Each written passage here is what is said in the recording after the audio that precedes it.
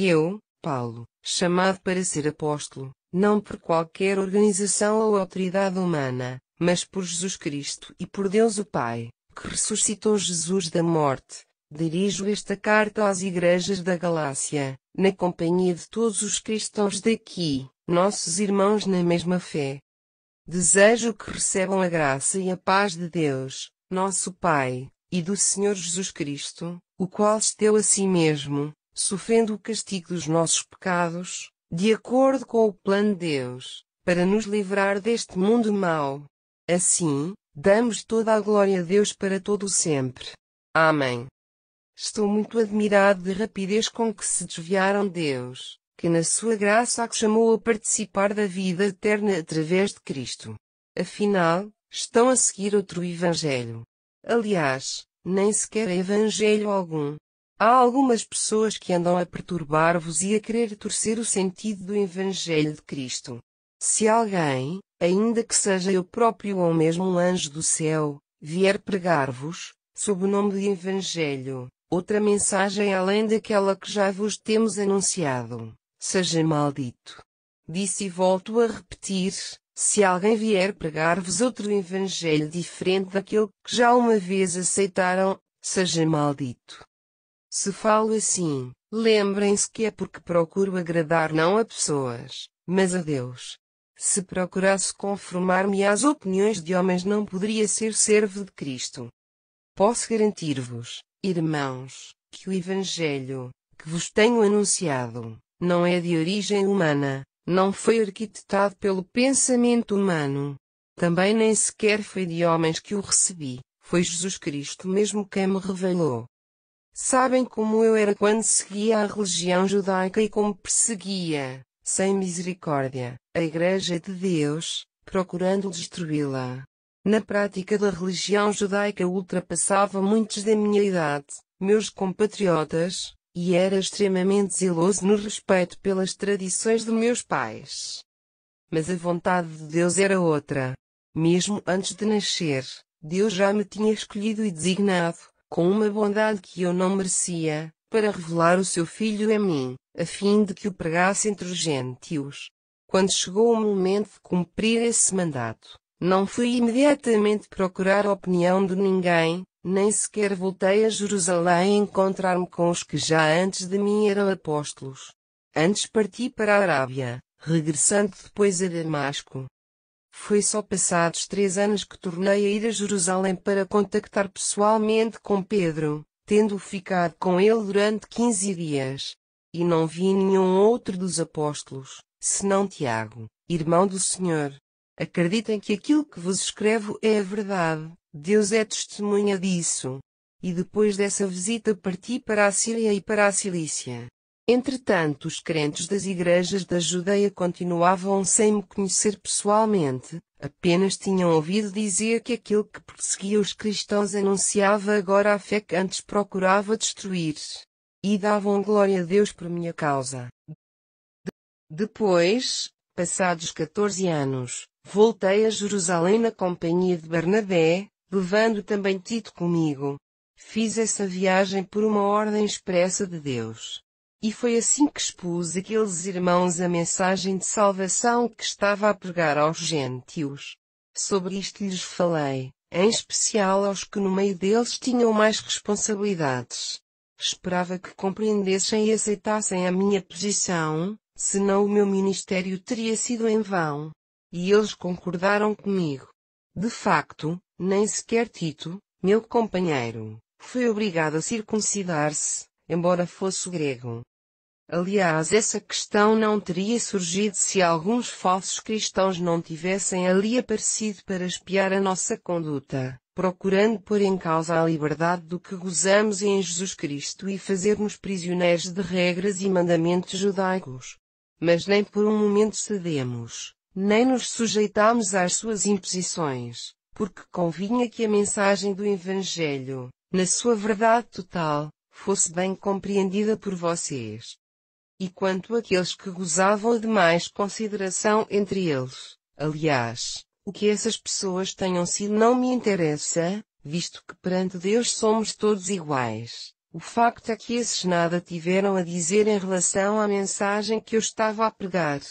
Antes, pelo contrário, perceberam que me fora confiada a pregação do Evangelho aos que não são circuncidados, tal como a Pedro também, por seu lado, lhe tinha sido confiada a sua pregação aos que o são.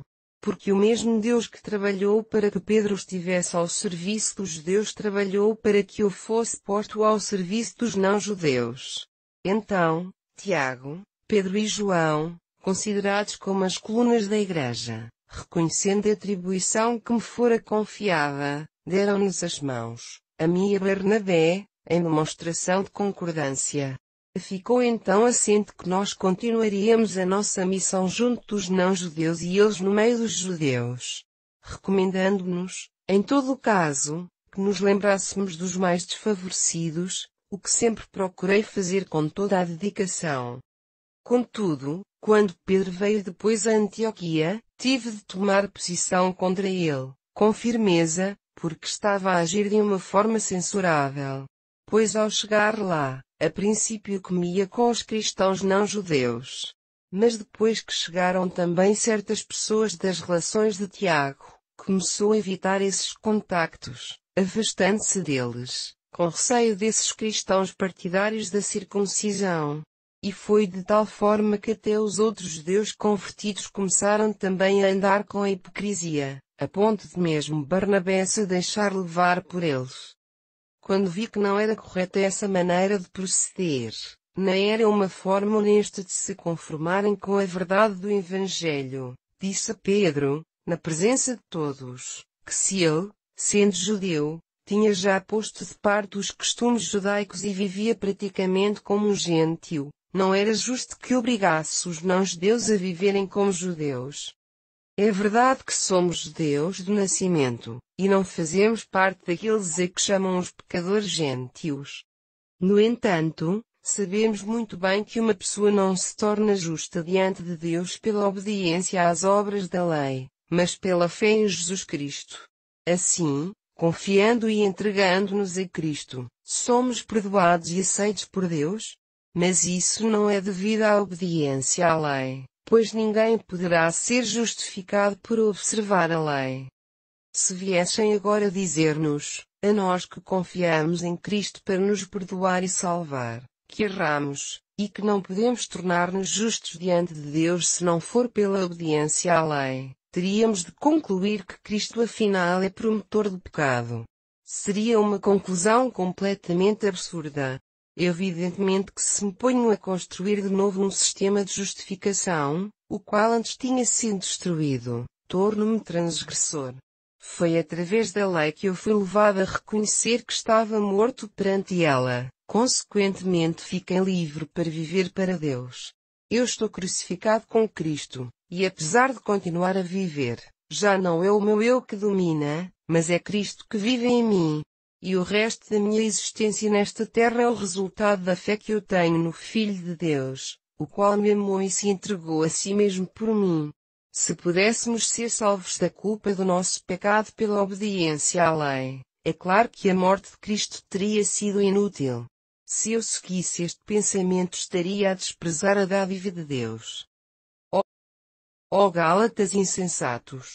Quem foi que vos fascinou? A vocês a quem Cristo crucificado foi apresentado, como se tivesse sido pregado na cruz mesmo sob os vossos olhos. Só queria que me respondessem a isto: receberam o Espírito Santo através do cumprimento dos mandamentos da lei? Não, porque o Espírito Santo veio sobre vocês somente depois de terem crido na mensagem do Evangelho que ouviram e receberam com fé. Falta-vos assim tanta compreensão espiritual destas coisas que, tendo começado pelo Espírito de Deus, pensem agora aperfeiçoá-la através dos vossos esforços humanos? Será que tudo aquilo que já sofreram por causa do Evangelho foi inútil? Certamente que não. Deus, que vos dá o Espírito Santo, atuando com milagres no vosso meio, faz isso em consequência da vossa obediência à lei judaica? Claro que não. É sim em resultado da fé com que aceitaram a pregação do Evangelho. Assim como Abraão creu em Deus e este declarou-o como justo, da mesma forma, Só os que têm a mesma fé em Deus é que são os verdadeiros filhos de Abraão. E as Escrituras previram que Deus haveria de declarar os gentios justos em resultado da sua fé, quando dizem que Deus se dirigiu a Abraão com estas palavras: por teu intermédio serão abençoados todos os povos. Por isso, todos os que põem a sua fé em Cristo beneficiam da mesma bênção que Abraão recebeu, graças à sua fé. Por outro lado, todos aqueles que se apoiam nas suas próprias obras, em obediência à lei judaica, estão debaixo da maldição, porque está escrito: maldito é quem não cumpre tudo o que está escrito neste livro da lei. É portanto evidente que pela lei ninguém poderá ser aceito por Deus, porque a Escritura diz: o justo pela fé viverá. Ora, a lei e a fé são duas coisas incompatíveis. Pois a lei diz: quem cumprir estas prescrições viverá por elas. Mas Cristo pagou o preço necessário para nos libertar desse sistema legal, que nos mantinha debaixo da maldição, e colocou-se Ele próprio sob a maldição divina, tomando sobre si a culpa dos nossos pecados. Até porque também diz na Escritura: maldito todo aquele que for pendurado no poste de madeira. E assim a bênção que Deus prometeu a Abraão pode chegar também até aos gentios por meio do sacrifício de Jesus Cristo. E nós, os cristãos, podemos receber o Espírito Santo prometido aos que têm fé. Irmãos, mesmo na vida corrente, se alguém prometer seja o que for a outra pessoa, e essa promessa estiver escrita e assinada, ninguém a poderá alterar nem anular. Ora, Deus fez promessas a Abraão e a Escritura diz que foram feitas a Abraão e à sua descendência. Não diz às tuas descendências, como seria se estivesse a falar de muitas. Mas fala no singular, à tua descendência, referindo-se a Cristo. O que estou a dizer é isto: a aliança que Deus fez com Abraão não podia ser anulada 430 anos mais tarde, quando Deus deu a lei a Moisés. Isso seria Deus a quebrar a sua promessa. Se a herança de vida dependesse do cumprimento desse código legal, deixaria de ser, como é evidente, uma promessa de Deus em que os crentes apoiassem a sua fé. Mas não, ela é algo que Deus garantiu a Moisés, gratuitamente, sem lhe pedir em troca submissão a uma lei. Então, para que serve a lei? Ela teve de ser acrescentada por causa das transgressões. Mas esse sistema vigorava apenas até à vinda do descendente de Abraão, ou seja, Cristo, a quem a promessa dizia respeito. E há uma outra diferença: Deus deu a sua lei aos anjos para a dar a Moisés, que foi o mediador entre Deus e o povo. Ora, um mediador é necessário se duas pessoas entram num acordo, mas Deus agiu por si próprio quando fez a sua promessa a Abraão. Então a lei é contra as promessas divinas? De maneira nenhuma, porque se uma lei tivesse sido dada que pudesse transmitir vida, então a justificação viria certamente pela observância da lei. Contudo, as Escrituras declaram que todos nós somos prisioneiros do pecado. Sendo assim, a única saída para a nossa salvação é a fé em Jesus Cristo. Por ele é que a promessa de vida, da parte de Deus, foi dada aos crentes. Mas antes que chegasse esse tempo em que a fé em Cristo nos abriu a entrada junto de Deus, nós estávamos como que guardados e vigiados pela lei, esperando o momento em que, pela fé, pudéssemos crer no Salvador que haveria de vir. Dito de outra maneira, a lei foi como que um ai que nos conduziu a Cristo. Então, por meio da fé, podemos estabelecer a nossa relação com Deus? E agora que Cristo já veio, já não há mais razão para continuarmos a viver sob esse educador, pois agora somos muito mais do que alunos. Somos filhos de Deus pela fé em Cristo Jesus. E todos quantos fomos batizados em nome de Cristo, identificados com a sua morte, ficamos assim revestidos dele. E aqui não há lugar para diferenças, tanto judeus, como gregos, escravos e livres, homens ou mulheres. Em Cristo Jesus todos formam um só povo.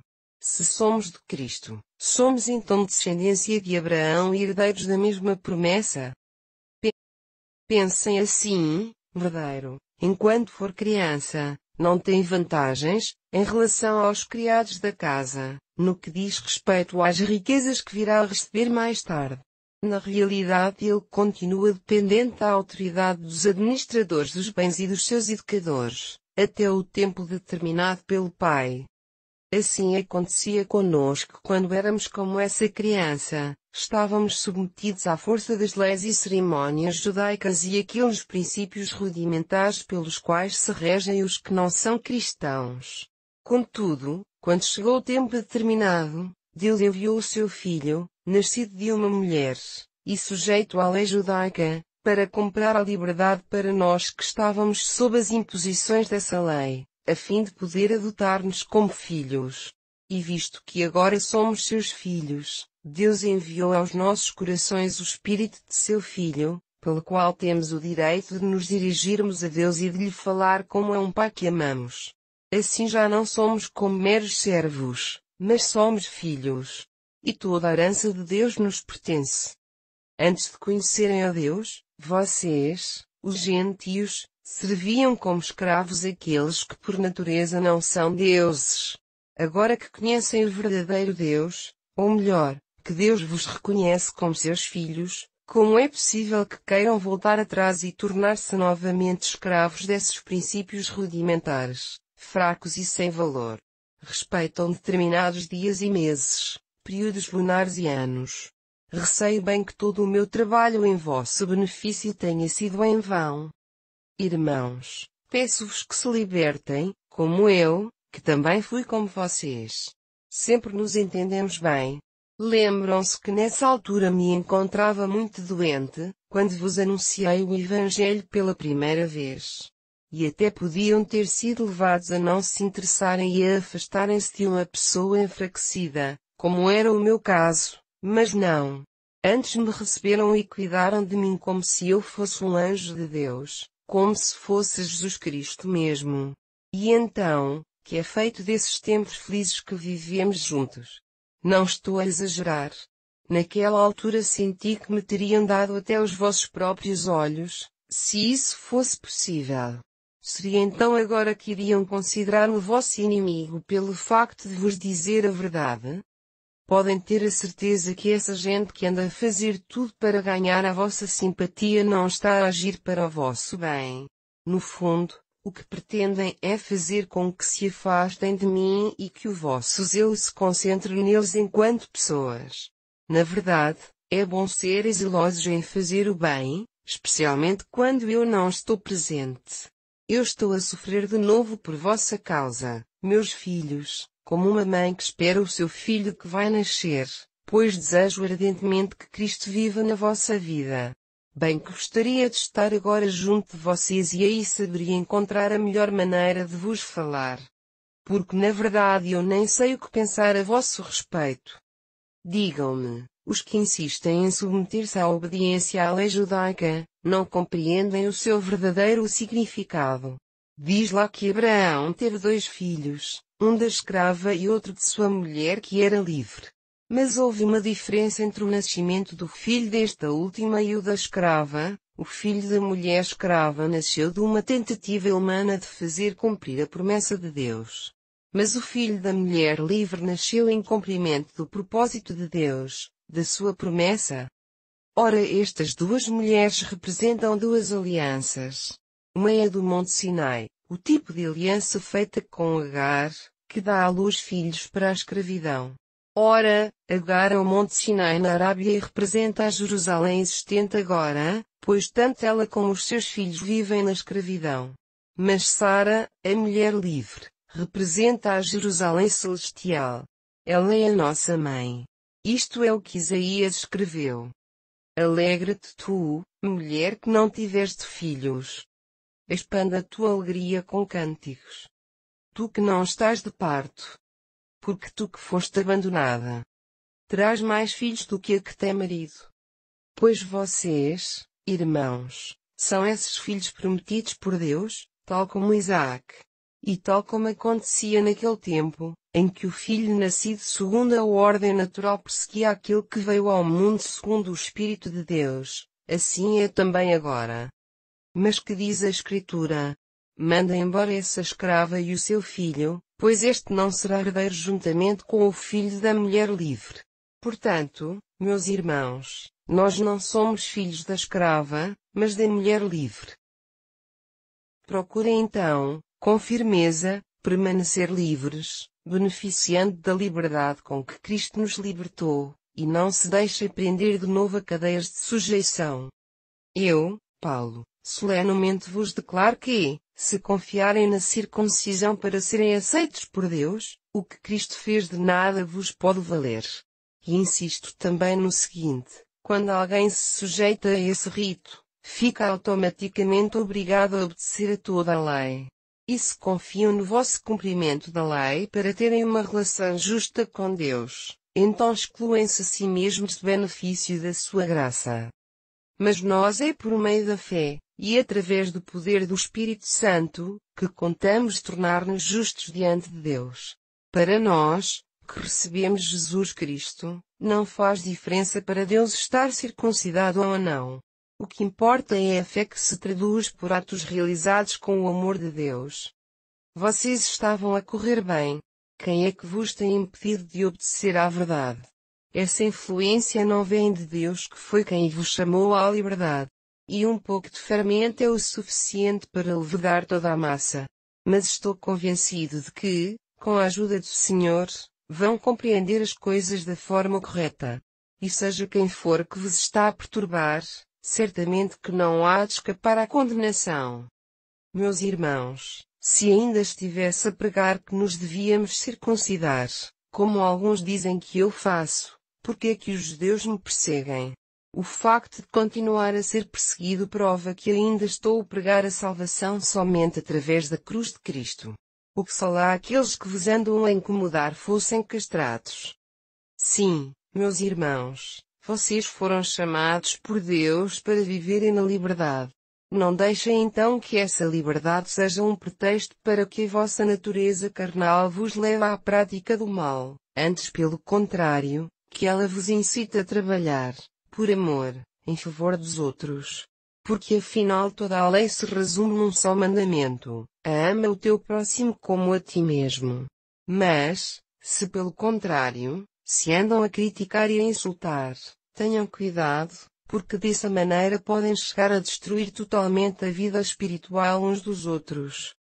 Eis o conselho que vos dou: andem debaixo da direção do Espírito e, dessa forma, não darão satisfação aos apelos da vossa natureza pecaminosa. Porque a nossa natureza humana é oposta à vida do Espírito e vice-versa, o Espírito opõe-se à nossa natureza pecaminosa. Estas duas forças estão a lutar uma contra a outra e, por isso, não fazemos o que gostaríamos. Mas se nos deixarmos guiar pelo Espírito, já não estamos sujeitados à lei.